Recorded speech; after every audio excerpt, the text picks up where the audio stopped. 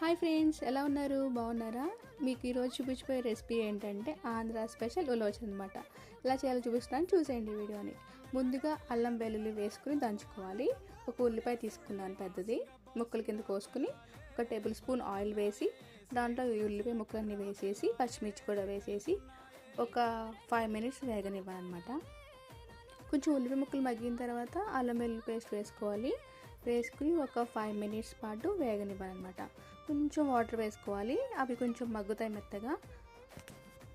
నేను ఇన్స్టెంట్ ఉలవచారు ప్యాకెట్ తీసుకున్నానండి. అదే ఊళ్ళో అయితే ఉలవలు ఉడకపెట్టిన తర్వాత వస్తుంది కదా వాటర్, వాటితో చేస్తాను అనమాట. మనకు ఇప్పుడు దొరకదు కదా టౌన్లో, అందుకని ఈ ప్యాకెట్ తీసుకున్నాను అనమాట. ఈ ప్యాకెట్ వచ్చేసి 40 రూపీస్ ఉంటుంది. పెద్దదైతే 60 అలా ఉంటాయి, 120.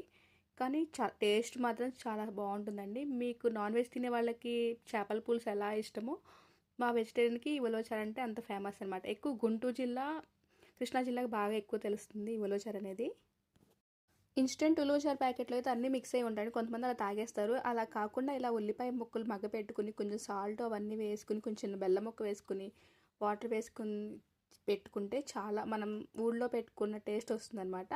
తాలింపు కోసం వెల్లుల్లి, ఆవాలు, జీలకర్ర, కొంచెం కరివేపాకు, ఎండుమిరపకాయలు అంతే వేసేసుకుని తాలింపు పెట్టేసుకోవాలి.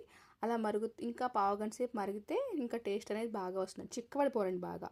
అంతే, ఎంతో టేస్టీ అయినా ఉలవచారు రెడీ అయిపోయింది. వేడివేడి అన్నంలో ఉలవచారు వేసుకుని తింటే ఉంటుందండి మజా, సూపర్ అనమాట. చూసారు కదా, ఎంతో టేస్టీ అయిన ఆంధ్ర స్పెషల్ ఉలవచారు రెసిపీ. చాలా సింపుల్గా చేసేసుకోవచ్చు అండి.